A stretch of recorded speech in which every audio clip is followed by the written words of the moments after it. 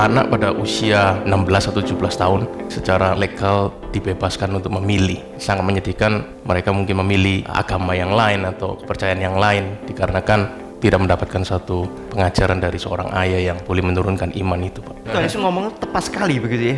Tuhanmu tuh cuma satu, Tuhan atau Mamon. Dari tadi kita ngomongin bapak. Ibu. Apa peranan ibu dan anak? Seluruh hidup kita disaturasikan dengan firman Tuhan dan mengaplikasikan firman Tuhan. Nonton film misalnya, setelah nonton film, lalu apa? Lalu pergi makan, lalu apa? Bicarain firman Tuhan atas film tersebut atau enggak?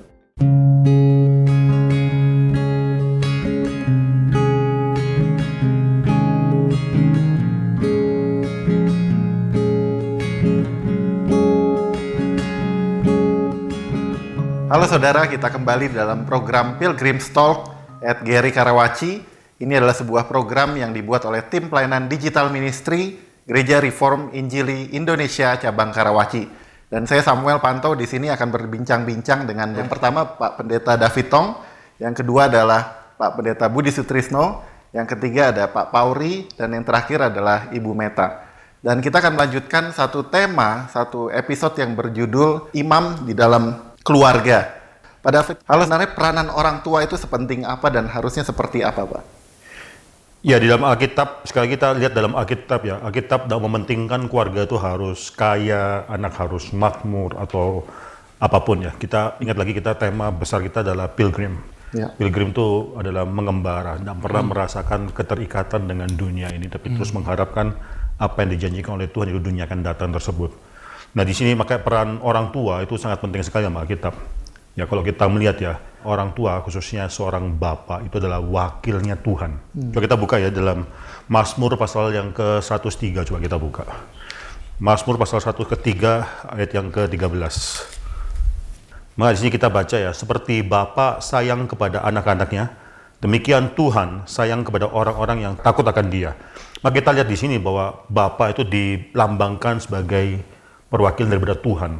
Seperti Bapak sayang kepada anak-anaknya, demikian juga Tuhan sayang kepada orang-orang yang takut kepada Dia. Di sini penting sekali ya, semua keluarga Kristen harus mengetahui suatu hal bahwa sebagai hidup orang yang hidup dalam suatu mengembara ini, kita membawa keluarga sama-sama mengembara dengan kita. Ya, kita mendidik anak didik kita untuk akhirnya tidak melihat dunia ini, tidak akhirnya terikat dengan dunia ini, tapi sama-sama mengembara. Itu fungsi daripada orang tua, khususnya seorang bapak, itu sangat penting. Sayang sekali dalam dunia modern ini, bapak itu seakan memiliki suatu fungsi hanya untuk mencari nafkah. Mencari nafkah, memang itu tanggung jawab daripada seorang bapak. Tapi sebenarnya sebanyak apa nafkah yang harus didapatkan untuk bisa mendapatkan keluarga yang akhirnya berkenan di hadapan Tuhan, itu yang harus digumulkan oleh semua bapak-bapak ya. Seringkali kita akhirnya bekerja sampai larut malam dan seterusnya, sampai akhirnya tidak pernah ada interaksi yang sangat meaningful sekali antara seorang bapak dan seorang anak. Di sini Alkitab menekankan bahwa itu relasi bapak dan anak itu seperti relasi Tuhan dan orang-orang yang takut kepada Dia. Makanya saya percaya fungsi daripada orang tua, khususnya seorang bapak, itu adalah seorang imam.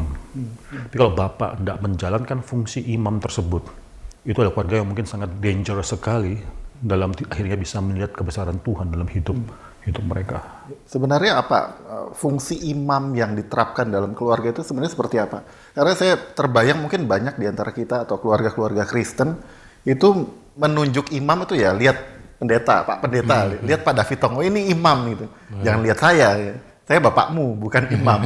Ya, di dalam Alkitab kan imam itu baru ada pada waktu Harun kan ya. Nah, sebelum itu bagaimana? Sebelum itu kan juga sudah ada keluarga-keluarga yang percaya kepada Tuhan. Nah, itu kita bisa lihat dari modelnya mereka.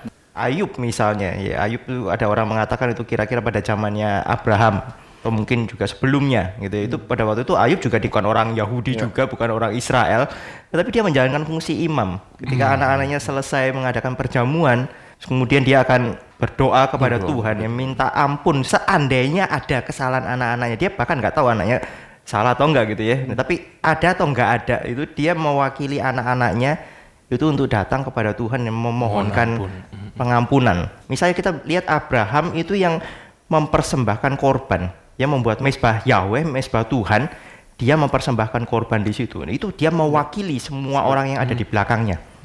Ya, keluarganya, tetapi juga budak-budaknya dia begitu. Ketika Tuhan memberikan perjanjian kepada Abraham, sunat itu bukan cuma untuk Abraham saja dan keturunannya, tapi seluruh orang yang ikut di belakangnya dia. Itu bicara seluruh rumahnya. Nah konsep rumah pada waktu dulu sama sekarang mungkin berbeda. Sekarang mungkin keluarga inti, tapi dulu itu tidak, itu ya kumpulannya mereka itulah. Dan itu diwakili oleh satu orang, itu kepala keluarga. Kalau kita lihat ya sebenarnya dalam Kejadian pasal 14 itu bisa diperkirakan berapa besar keluarganya Abraham. Karena waktu akhirnya Abraham berperang melawan Kedalaomer tersebut, dia ternyata sudah mempersiapkan, di sana dikatakan di dalam Alkitab 318 orang anak muda yang dilahirkan di dalam keluarga. Jadi bukan yang didapatkan di dalam tempat orang luar perbudakan, enggak ya. Yang dilahirkan dalam keluarga itu laki-laki 318 orang. Saya pernah perkirakan, jadi keluarga Abraham itu mungkin ya, household-nya Abraham itu mungkin sekitar 1.200-1.500 orang. Yang siap perang aja 318. Jadi di sini menarik ya, waktu Abraham akhirnya menjadi kayak perwakilan Tuhan atas seluruh household-nya tersebut. Apa yang Tuhan minta dilakukan dalam hidup dia, misalnya dia harus disunat, dia akan membawa seluruh keluarga juga disunat bersama-sama.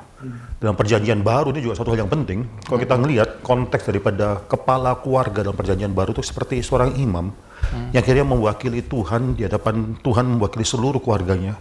Maksudnya mewakili Tuhan kepada seluruh keluarganya, mewakili keluarga di hadapan Tuhan. Kisah Rasul pasal 16 ya, kita melihat ada 2 orang yang setelah percaya kepada Tuhan itu akhirnya dibaptiskan dan seluruh seisi keluarga dibaptiskan. Yang pertama ada Lydia, seorang perempuan. Ya kita tidak pernah tahu bagaimana yang terjadi dengan suaminya atau apa ya. Mungkin dia adalah seorang yang, ya, saya tidak tahu, kita tidak banyak tahu lah mengenai hal ini ya. Tapi ketika Lydia percaya, seluruh seisi keluarganya dibaptiskan. Ketika kepala penjara Filipi percaya, juga seluruh seisi keluarganya akhirnya dibaptiskan. Itu memiliki suatu kemungkinan sampai imannya dia itu menjadi suatu iman seluruh keluarga, itu suatu hal yang unik. Kalau kita lihat dalam keluarga sekarang ya, kadang ada suatu detachment, perpisahan antara iman orang tua dan iman anak-anak.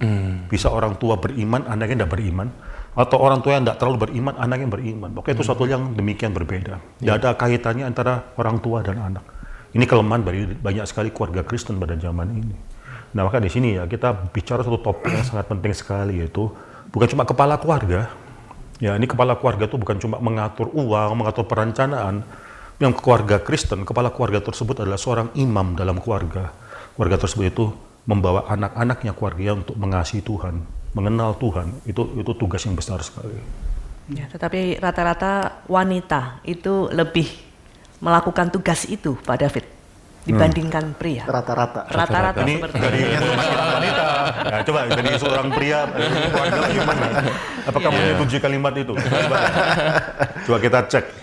tentunya idealnya tidak, tapi memang nggak bisa dipungkiri ternyata hal itu terjadi. Hal yang paling sederhana saya ingat, bahkan dari sejak mahasiswa, saya ingat saya di tempat kuliah, orang yang melayani di persekutuan mahasiswa sebagian besar Wanita. dan itu bahkan mungkin terjadi sampai ke dewasa. Pelayan-pelayan di gereja, contoh iman itu justru yang pria semakin sulit untuk ditemukan. Saya pikir itu gejala yang terjadi. Memang benar terjadi kan ya, Pak Samuel? Iya, saya pribadi bersyukur boleh berada di dalam gerakan Reform, dan kami, ya saya secara pribadi melihat pengajaran yang begitu baik itu mengajarkan saya mengenai ordo.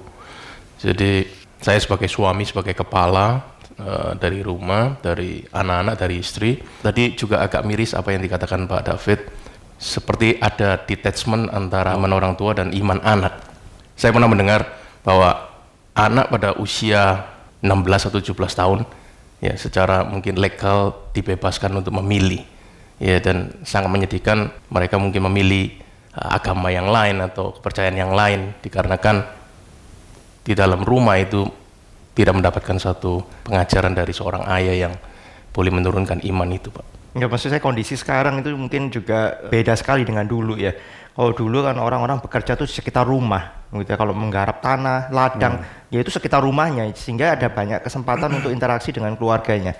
Tapi sekarang ini orang-orang bekerja bisa sangat jauh sekali, begitu ya. Bahkan ada orang-orang yang harus bekerja itu di Senin pagi-pagi sekali dia pergi ke kota yang lain atau mungkin bahkan negara yang lain, terus kemudian weekend pulang, cuma beberapa hari, 2 hari, 1 hari, 2 hari di rumah, pergi lagi begitu ya. Itu weekend husband katanya. Weekend father juga. Nah, hal-hal yang seperti ini kan terjadi. Gitu. Nah, ini jadi satu pergumulan juga saya pikir ya. Samuel juga seorang profesional yang juga pagi-pagi berangkat dan pulang malam. Kalau Pak Pauri mungkin karena ada usaha sendiri jadi mungkin bisa lebih fleksibel begitu ya. Tapi kan tetap ada kesibukan juga yang banyak begitu. Nah, kita perlu memikirkan bagaimana supaya down to earth gitu ya. Yes. Kita tahu konsepnya, kita tahu idealnya bagaimana, tetapi bagaimana mempraktekkan ini. Apalagi memang mungkin kebanyakan dari kita tidak diajarkan sejak kecil akan hal ini, Pak. Entah ada disfungsional gereja yang memang disfungsional pada saat itu, atau memang kita nggak pernah dapat contoh dari orang tua masing-masing tentang hal ini. Sehingga konsep imam dalam kepala keluarga itu sangat blur. Sangat Dan sesudah kurang. tahu pun nggak berani juga. Dan sesudah tahu pun juga merasa aneh untuk memulai. Karena nggak pernah punya model, nggak pernah punya pengalaman, nggak pernah punya teladan. Gitu. Nah, kalau sudah dibicarakan pun misalnya dalam gereja ya, kita kan di GRI Karawaci berkali-kali bicara mengenai fungsi seorang imam dalam keluarga. Berani enggak orang lalu mengambil keputusan untuk akhirnya menjalankan hal itu, ada komitmen. Saya ambil contoh ya, ini mungkin sejak revolusi industri abad ke-18, itu orang akhirnya menilai bahwa hidupnya itu seakan harus industrious, harus menghasilkan, harus produce something. Tidak cukup lagi cuma mengelola tanah yang ada di sekitarnya, tapi akhirnya konsep mengenai mesin, industri, lalu mengenai efisiensi kerja, uang dan sebagainya itu agak perubahan sejak revolusi industri. Nah kalau kita lihat ya, kita kerja itu satu hari itu perlu kerja berapa banyak dan perlu mengumpulkan uang berapa banyak sih. Ini bapak-bapak, siapapun pemirsa atau siapapun harus pikir, sampai kadang-kadang dalam zaman ini kita lihat ada bahkan dua orang tua pun bekerja. Untuk apa sebenarnya? Karena kebutuhan keluarga yang semakin lama semakin meningkat. Benar enggak sebenarnya? Benar enggak kebutuhan keluarga kita memang semakin lama semakin meningkat sehingga kita harus mengorbankan bahkan keturunan. Kalau kita melihat ya panggilan berkeluarga dalam seri kita yang pertama, kita melihat bahwa panggilan berkeluarga itu suatu hal yang real, di mana kita bukan cuma mengembara sendiri, bukan cuma mengembara sebagai suami dan istri, bahkan membawa seluruh keluarga, keturunan, the holy nation daripada Tuhan itu akhirnya mengembara bersama. Panggilan keluarga adalah untuk melahirkan keturunan yang akan menjadi soldier, serdadu dalam dunia ini untuk memberikan atau menyalurkan penebusan Tuhan. Nah di sini kita lihat satu hal yang penting sekali. Berapa banyak kita kadang-kadang orang tua sudah melepaskan privilege-nya dia dalam mendidik anak-anak yang Tuhan percayakan kepada dia. Lalu diganti dengan apa? Uang. Ini harus hati-hati. Sangat harus hati-hati. Mengapa? Kalau Tuhan sudah berikan anak dalam keluarga kita, itu kepercayaan yang sangat luar biasa besar yang Tuhan berikan kepada kita. Tapi seringkali kita menganggap bahwa itu suatu hal yang sekunder. Misalnya contohnya, kita mungkin mempercayakan pendidikan anak kita kepada siapa? Daycare, dua-dua kerja. Harus siapa? Daycare atau mungkin pembantu, nurse atau bagaimana ya. Saya bersyukur 20 tahun saya di Amerika. Di Amerika saya tidak pernah ada satu kemungkinan untuk bisa hire babysitter. Itu tidak mungkin. Atau titip anak ke daycare itu tidak mungkin. Sehingga akhirnya apa yang terjadi ya kita mau tidak mau harus bergumul bagaimana membesarkan anak tersebut sendiri gitu ya, suami dan istri membesarkan anak-anak tersebut. Jangan sampai nih wejangan saya kepada seluruh keluarga pemirsa yang mendengarkan acara ini, kita akhirnya melepaskan suatu hak yang luar biasa yang Tuhan berikan kepada kita dalam mendidik anak-anak kita dengan gantinya satu hal yaitu mungkin kecukupan secara material dan sebagainya. Anak-anak kita tidak mungkin bersyukur kepada kita hanya karena kita memberikan warisan. Tidak. Suatu hari warisan itu pun bisa hilang kok dia tidak pintar untuk mengolah warisan tersebut. Kalau kita berikan iman, kita berikan perasaan takut akan Tuhan, seumur hidup dia akan bersyukur kepada kita walaupun kita tidak berikan warisan 1 rupiah pun kepada dia, tapi kita berikan warisan iman. Nah itu peran daripada seorang imam dalam keluarga, yaitu bagaimana meneruskan iman, meneruskan panggilan Tuhan, pengenalan Tuhan kepada seluruh keturunannya satu persatu. Lalu membawa seluruh keluarganya dia untuk menghadap pada Tuhan. Bukan cuma kepala keluarga ya di sini ya, imam. Imam sangat penting sekali. Tapi menarik Pak David atau Pak Budi bahwa sebetulnya saya rasa tadi mengutip apa yang disampaikan bahwa mereka tahu kebenaran, para ayah tahu kebenaran, mereka bukannya tidak mau melakukan begitu ya, tetapi kadang-kadang mereka satu menurut saya, mereka tidak merasa bahwa kebenaran yang sejati itu adalah Kristus yang harus disampaikan kepada anak-anak. Dan yang kedua, saya melihat gejalanya adalah mereka lebih malas secara rohani gitu ya. Jadi saya melihatnya kadang-kadang seperti itu. Mungkin ada beberapa ibu yang men-sharingkan hal ini begitu. Bagaimana kita sebagai mungkin seorang pria gitu boleh menyadari, boleh peka hal ini gitu loh Pak. Atau mungkin merasa sudah terlambat. Jadi sehingga mau memperbaiki itu memerlukan effort yang begitu besar. Jadi akhirnya ya udah just go. Kalau tahu terlambat justru masih ada harapan. Masih tahu. Ya. Kalau kemudian dia merasa ini Tidak nggak merasa penting ada. begitu kan, Iya. terus kemudian ya ini Betul. nggak praktikal gitu ya, Nggak yang lebih praktikal. penting ya memang Iya. menghasilkan uang. Karena saya melihat ya ada keluarga-keluarga yang kemudian mengambil keputusan itu suami istri bekerja, kedua-duanya bekerja karena hitung-hitungan gitu. Kalau kalau cuma satu orang yang bekerja terus kemudian ini urus rumah begitu ya, dapatnya berapa, biayanya berapa. Tapi kalau dua-duanya bekerja, terus hire satu nurse atau Nurse, satu maid gitu kan ya, masih untung tanda kutip gitu, masih ada lebihnya yang bisa dipakai untuk yang lain-lain. Kemudian mereka ya mengorbankan ini gitu ya untuk mereka memiliki hidup yang lebih nyaman, lebih enak. Prioritas ya saya pikir nggak salah sih Tuhan Yesus mengatakan, pasti nggak salah kalau Tuhan Yesus ngomong ya. Tapi Tuhan Yesus ngomong tepat sekali begitu ya. Tuhanmu tuh cuma satu, Tuhan atau Mamon. Nah, sama kalau suami atau ayah di dalam hal ini adalah imam kepada Tuhan atau imam kepada Mamon. Tanpa Gitu disadari. kan? Iya. Kita akan bawa anak kita persembahkan kepada Tuhan atau anak kita akan kita persembahkan kepada Mamon. Itu Atau- pilihan loh yang kita harus sadari sungguh-sungguh begitu. Hal lain juga yang terjadi, mungkin seringkali banyak bapak-bapak nggak menjalankan perannya sebagai imam karena ada pilihan yang lain atau ada option yang lain. Contohnya, ternyata ibunya yang menjalankan peran ini. Sehingga ini ya, wow, Kan merasa sama-sama merasa orang sama-sama tua orang gitu tua. ya. Jadi para Atau ibu kayaknya harus lebih mundur bagus nih. dia gitu.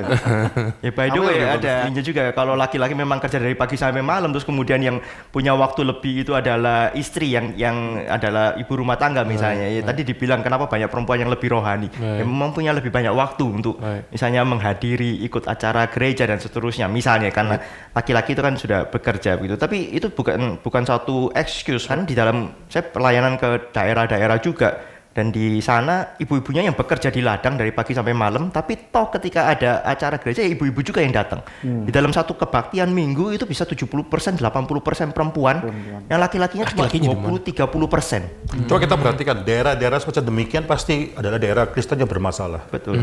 Mengapa? Karena laki-lakinya yang seharusnya menjadi imam dalam keluarga, bahkan akhirnya gereja seharusnya menurut saya ya gereja, karena kalau keluarga, kita percaya keluarga, ada kepala keluarga adalah seorang laki-laki. Gereja juga seharusnya demikian, kepala keluarga atau kepala gereja seharusnya ada seorang laki-laki. Laki-laki. Nah ini kalau tidak dijalankan, tidak mungkin daerah itu jadi satu daerah Kristen yang bisa akhirnya menyaksikan Tuhan. Sekali banyak keluarga atau daerah Kristen yang akhirnya terpuruk, sangat terpuruk.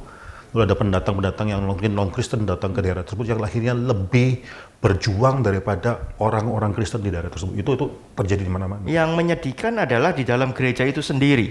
Karena kalau melihat sebenarnya jumlah anak mereka cukup banyak. Di dalam satu keluarga jumlah anak mereka tuh bisa 3, 4, 5. Tetapi dari beberapa generasi bukannya naik, nyatanya terus merosot. Nah itu menunjukkan bahwa semakin banyak anak, Kehilangan imam tapi mereka, itu ya. banyak yang hilang. Gitu kita mengharapkan mungkin oke, anaknya banyak terus kemudian mamanya bisa menjadi teladan bagi anak-anaknya begitu ya. Papanya mungkin enggak begitu ya, tapi mamanya paling enggak bisa jadi teladan rohani. Kenyataannya bergenerasi tidak, makin merosot. Kita seringkali punya salah pengertian ya. Memang akhirnya fakta menunjukkan bahwa ibu itu lebih banyak spend waktu dengan anak-anaknya. Itu pasti. Pasti. Karena apalagi sebelum dilahirkan pun sudah spend waktu lebih banyak dengan anak yang dikandungnya sama 9 bulan Iya, setengah tersebut. Itu sudah pasti suatu kenyataan. So, kita seringkali salah mengerti, mengatakan kalau demikian, maka anak itu pasti akan menurunkan iman daripada ibunya. Belum tentu. Ini saya bacakan ada suatu research yang sangat menarik sekali. Ini di dalam tahun baru 2020 ini saya baca suatu hal yang luar biasa ini daripada Population Studies Magazine. Dia menulis suatu research yang sangat penting, nanti bisa lihat dalam link di bawah ini ya saudara ya. Itu suatu kalimat yang saya bacakan quote ini ya. Ini kesimpulan daripada research-nya tersebut. In short, if a father does not go to church, kalau seorang ayah tidak pergi ke gereja, no matter how faithful his wife devotion, tak peduli berapa setia devosi daripada ibunya, hanya satu, only one child in 50, hanya satu daripada 50-an atau 2% will become a regular worshipper. Tak peduli ibunya ke gereja setiap hari Minggu. Riset menunjukkan ternyata hanya 2% anak-anaknya akan meneruskan apa yang dilakukan oleh ibunya tersebut. Tetapi if a father, kalau seorang ayah does go regularly, terus ke gereja secara setia, regardless of the practice of the mother, tak peduli apa yang dilakukan oleh perempuan atau istrinya atau mamanya, sekitar between 2/3 and 3/4, sekitar 2/3 dan atau 3/4 of their children, keturunan mereka, will become church goers. Jadi seorang yang pergi ke gereja. Jadi peran seorang pria itu luar biasa penting. Tidak heran kita katakan bahwa seorang pria itu adalah kepala keluarga. Sekarang dunia dalam zaman ini mencoba untuk menetralisirkan hal tersebut. Siapa pun boleh jadi kepala keluarga. Tapi resource ini membuktikan ini dalam konteks gereja itu perlu pakai resource seberapa banyak kan untuk menjalankan youth ministry. Tapi akhirnya kesimpulan daripada resource ini mengatakan bukan youth ministry dan gereja menentukan. Tapi di rumah, kepala keluarganya itu akan menentukan. Nah, ini luar biasa, ini suatu hal yang harusnya setelah kita dengarkan hal ini, kita tidak main-main. Kalau perlu bertobat. Betul. Nah, ini sekarang melihat peran gereja, bagaimana Pak? Melihat masalah yang sudah ada ini, kira-kira... Ya, ini suatu karena yang berani menegur imam cuma ya, gereja. Harus. Nah, di GRI Karawaci, saya terus tekankan bahwa kita adalah anggota-anggota keluarga Tuhan yang Tuhan tempatkan dalam gereja. Saling memperhatikan, saling mempedulikan, saling mendengarkan. Nah, pertobatan muncul harus dari gereja itu sendiri. Seringkali gereja sendiri tidak menekankan mengenai fungsi daripada imam dalam keluarga ini. Ya, sana kan ya udah pokoknya asal datang gereja. Tapi kalau tanya coba, guru sekolah minggu lah lebih banyak laki atau Lebih perempuan? banyak perempuan. Pelayan-pelayan gereja lebih banyak laki atau perempuan? Kalau kita mau pakai regional, yang mendaftar lebih banyak laki atau perempuan, kita harus perhatikan. Mengapa? Seringkali laki disibukkan oleh mencari nafkah dan sebagainya. Ibu yang ada kesempatan untuk akhirnya melakukan ini, melakukan itu. Tapi kalau gereja sama demikian, itu gereja sedang mengalami kemunduran. Apa yang harus dilakukan, Pak, ketika seorang bapak atau seorang laki-laki sudah menyadari kelemahan ini atau kesalahan ini? Perubahan itu kan kita nggak bisa berharap kemudian semua tiba-tiba langsung berubah. Saya lebih berharap ada orang-orang yang sesudah tahu mengenai kebenaran ini berubah dulu. Dan berharap keluarga mereka itu kemudian dijadikan contoh begitu. Orang melihat keluargamu kok berubah. Ada satu kesaksian yang terjadi dan kemudian orang-orang lain tuh mulai tertarik juga. Kita bisa menularkan itu kalau kemudian kasih tahu mereka juga caranya bagaimana memulainya. Tapi saya boleh katakan ya, saya bukan dari keluarga Kristen, jadi saya juga nggak punya model keluarga Kristen sebenarnya. Gitu, tapi dari mana kau kemudian bisa berubah? Ya firman Tuhan. Ketika Tuhan sudah menyatakan kebenaran itu, kita mau taat, jatuh bangun sih. Yes. Ya, tapi terus kita juga bisa melihat ada pertumbuhan. Jadi yang paling penting adalah respon kita kepada firman Tuhan. Kita mau berespon, taat, melakukannya. Ya, sekalipun jatuh bangun nggak bisa, nggak apa-apa begitu. Tapi kita benar-benar ingin melakukannya, ingin taat kepada Tuhan ya. Saya percaya Tuhan juga nanti memberikan hikmat. Tuhan juga memimpin. Menurut saya imam dalam keluarga itu bukan harus didefinisikan secara sempit, harus ada altar, family altar dalam keluarga, ibadah. Itu semua baik dan penting. Cuma imam dalam keluarga itu akhirnya benar-benar dia sendiri yang mengenal firman Tuhan.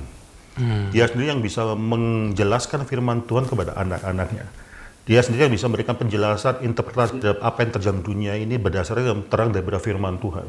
Dia sendiri yang akhirnya mengenal doktrin. Dia sendiri seorang imam dalam keluarga, dia bisa menguji doktrin anak-anaknya. Dia sendiri akhirnya bisa membawa seluruh keluarga untuk akhirnya bersama-sama melayani. Itu totalitas besar sekali. Coba saya baca, buat kita untuk membaca ulangan ya. Coba kita baca ulangan pasal yang ke-6. Secara komplit dari ayat ke-4 sampai ayat yang ke-9 ya. Dengarlah hai orang Israel, Tuhan itu Allah kita, Tuhan itu Esa. Kasihilah Tuhan Allahmu dengan segenap hatimu dan dengan segenap jiwamu dan dengan segenap kekuatanmu. Apa yang kuperintahkan kepadamu pada hari ini haruslah kau perhatikan. Haruslah engkau mengajarkannya berulang-ulang kepada anak-anakmu dan membicarakannya apabila engkau duduk di rumahmu, apabila engkau sedang dalam perjalanan, apabila engkau berbaring dan apabila engkau bangun. Haruslah juga engkau mengikatkannya sebagai tanda pada tanganmu dan haruslah itu menjadi lambang di dahimu. Dan haruslah engkau menuliskannya pada tiang pintu rumahmu dan pada pintu gerbangmu. Semua perintah Tuhan. Ini maksudnya apa? Saya pernah di New York City, Manhattan, naik subway. Di subway itu tiba-tiba saya lihat ada sekelompok atau 3 orang yang sedang berdiri depan saya. Dari tingkah laku dia, apa yang dia lakukan, saya tahu ini orang Yahudi. Dan mereka mencoba menjalankan firman Tuhan ini dengan ketat sekali. Mereka benar-benar menaruh di jidatnya. Itu mereka taruh ada satu backlog itu isinya mungkin firman Tuhan. Lalu mereka baca firman Tuhan di subway sambil goyang-goyang. Gini, dia baca. Lalu di tangannya mereka tulis ada atas yang diikatkan dalam tangannya. Sambil kadang-kadang mereka lihat kiri kanan ada yang memperhatikan atau enggak. Saya tahu ini orang pasti ada orang Yahudi yang mencoba secara literal mengatakan, cuma mungkin hatinya nggak ke sana. Apa maksudnya ayatnya? Apa berarti bahwa benar-benar kita setiap kali ngomong sama anak kita cuma masalah firman Tuhan aja? Apakah akhirnya di rumah kita, di pintunya kita terus, itu anak bisa juga akhirnya memberontak kayak gini. Tapi saya maksudkan di sini yang dimaksudkan Alkitab, saya percaya bahwa firman Tuhan bukan secara literal harus diajarkan seperti demikian, tapi seluruh hidup kita disaturasikan dengan firman Tuhan dan mengaplikasikan firman Tuhan. Nonton film misalnya, setelah nonton film, lalu apa? Lalu pergi makan, lalu apa? Bicarain firman Tuhan atas film tersebut atau enggak? Anak tersebut mungkin dalam studi mengalami pergumulan, kesempatan kita untuk bicara mengenai firman Tuhan pada saat itu atau enggak? Nah, seberapa besar firman Tuhan itu kita akhirnya beritakan dan kita bicarakan dengan keluarga kita dalam menjelaskan kesulitan hidup, mungkin apa yang terjadi dunia ini atau apa, itu anak-anak bisa dapat atau enggak. Nah, itu fungsi imam. Pertanyaan terakhir, Pak. Apa peranan, itu dari tadi kita ngomongin bapak. Ibu. Apa peranan ibu dan anak? Dalam anugerah Tuhan, peran ibu kita harus sadari ya, Pak Samuel dan bapak-bapak di sini lainnya gitu ya. Dan mungkin pemirsa yang ada di rumah, para ibu, ayo bangkit gitu ya. Kita harus meletakkan kebenaran itu sebagai kebenaran sejati di dalam hidup kita. Dan kemudian yang kedua, kita harus memiliki jam yang sangat kita disiplinkan untuk membaca dan merenungkan firman. Ya, kemudian pada saat biasanya saya mengantar ke sekolah atau menghidangkan masakan bersama anak-anak, saya akan bersama-sama memimpin doa dan kemudian saya akan menceritakan apa yang telah saya saat teduhkan tadi kepada anak-anak dalam bahasa mereka. Kemudian ketika apapun yang akan mereka alami di sekolah, saya selalu menyajikannya dengan Kristus dalam berbagai aspek hidup mereka. Jadi kemudian nanti malam saya juga akan bicara sama suami, ayo diskusikan dong dalam hal ini kaitannya dengan firman Tuhan apa begitu ya. Kemudian apa yang kita syukuri, apa masalahnya, dan saya berusaha selalu mengajinya di dalam kebenaran firman Tuhan. Ya semoga apa yang kita lakukan berbuah gitu ya, artinya kesadaran kita, ketaatan kita, Tuhan memberikan anugerah kepada kita. Boleh nambah satu? Boleh, silakan Ya, Pak. Oke. Ini terkait dengan tadi imam dalam keluarga dan harus pria gitu ya. Dan saya mau bertanya kepada Bu Meta sebagai pakar psikologi ya. Beliau ini master ya. Saya kok pernah dengar bagaimana kalau istri atau ibu ini dominan dalam keluarga, berdampak psikologi kepada anak itu kurang baik. Apakah ini menjadi satu related kepada apa yang diajarkan di firman Tuhan bahwa memang harus pria yang menjadi role modelnya gitu? Ya, pasti itu ya Pak Pauri ya, karena ketika seorang ibu sangat dominan sekali dan dia tidak bisa menempatkan pada porsinya dia sendiri sebagai seorang penolong di dalam keluarga, itu sangat fatal akibatnya. Ketika anak, apalagi anak pria, dia akan melihatnya bahwa ibu sangat dominan gitu ya, dan saya harus nanti akan memilih pasangan yang seperti itu, dan itu akan menjadi sesuatu generasi yang terus menerus fungsi daripada imam seperti tadi yang disampaikan, semua begitu penting itu menjadi hilang sama sekali begitu ya, dan itu bahaya sekali gitu ya. Kalau saya boleh coba wrap up ya. Tadi ada kalimat, apakah laki-laki memang harus? Saya rasa itu idealnya memang demikian. Tapi kita hidup suatu dosa, keberdosaan di mana terjadi suatu hal yang sudah tidak ideal. Sekali laki-laki akhirnya melepaskan tanggung jawab tersebut. Di sini peran seorang wanita kalau dia sadar, dia harus bisa mengambil alih sementara. Sambil meng-encourage suaminya untuk akhirnya berperan lebih lagi dalam keluarga dia. Tidak mungkin ada seorang yang akhirnya mengajar anak dan prinsip firman Tuhan itu harus dilakukan. Termasuk saya barusan berbicara dengan seorang ibu yang sudah cerai. Dia punya satu anak yang buah hati yang dia kasih, anaknya sudah remaja sekarang. Itu akhirnya ibu itu menjalankan peran yang tadi ibu katakan, itu menjelaskan firman Tuhan di rumah, di perjalanan, dia menjalankan fungsi seorang bapak. Termasuk ayah saya sendiri, ya, ibunya itu adalah seorang janda ketika ayah saya berumur 3 tahun. Iya betul. Wah, di sana dia ambil peran seorang ibu, ambil peran seorang bapak. Dia katakan pada anak-anak, kamu tidak punya seorang bapak, aku harus menjadi bapak untuk kamu. Nah, itu Tuhan bisa pakai luar biasa sekali. Coba bagi kita yang masih bisa diberikan waktu untuk memikirkan dan bertobat, saya rasa kita perlu untuk bergumul dalam hal ini. Sebenarnya peran saya sebagai orang tua itu apa? Peran saya sebagai seorang suami, kalau saya adalah kepala keluarga itu bukan karena saya kepala keluarga karena cari nafkah. Kalau saya nafkah lebih banyak, makanya saya jadi kepala keluarga. Peran saya bukan juga cuma akhirnya mengatur keluarga, enggak. Kepala keluarga dalam prinsip Alkitab adalah jadi wakil Tuhan dalam keluarga tersebut. Mewakili keluarga kepada Tuhan. Nah, ini yang kita perlu tekankan. Seorang keluarga Kristen akan berbeda dengan keluarga dunia ini kalau dia mengerti hal ini. Ya, kita bersyukur kalau sekali lagi dalam episode ini kita mendapatkan begitu banyak berkat untuk orang-orang yang mempersiapkan membangun sebuah keluarga, mendapatkan begitu banyak hal yang diingatkan, hal-hal yang harus dipikirkan dan harus juga dipersiapkan. Untuk kita yang sudah memiliki keluarga yang sedang menjalankan, kita diingatkan kembali untuk kembali lihat firman Tuhan dan menjalankan bukan hanya merenungkannya, tapi juga mengaplikasikan dalam kehidupan kita. Sekali lagi, nantikan episode-episode selanjutnya di dalam Pilgrim's Talk at Gary Karawaci. Tuhan memberkati.